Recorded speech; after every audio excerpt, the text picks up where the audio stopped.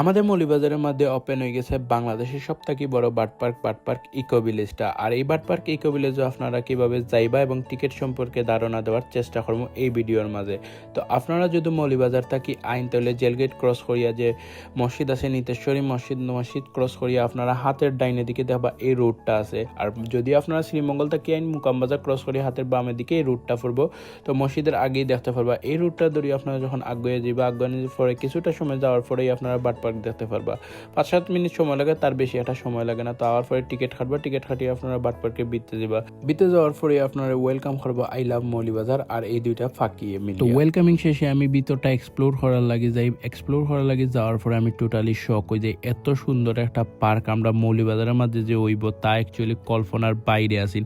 এতদিন আমরা যেটা অ্যাকচুয়ালি মানে মোবাইলও বা বিদেশের কোনো পার্কও দেখতাম, তা আমরা মৌলভীবাজারের চোখের সামনে দিকে আমার নিজের চোখেরও বিশ্বাস হয় না।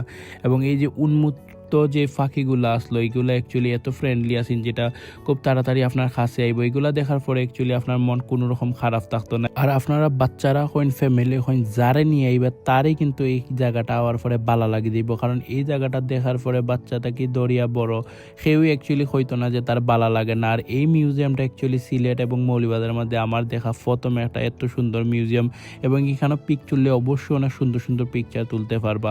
তো এক কথা হইতে গেলে বার্ড পার্কটা দেখার পরে আমার কাছে মনে হয়েছে যে না, টিকেটের টাকাটা অ্যাকচুয়ালি উসলর। আর এটা আমার মুখের কথা না, আপনারা যারা এন তারার কাছে এরকম লাগবো। আর এটার টিকেটের বিষয়ে যে আমি হইতে গেলে টিকেটের বিষয়টা হইল গিয়া 490 টাকা করি, বাট ওপেনিং উপলক্ষে কিছুটা ডিসকাউন্ট আছে।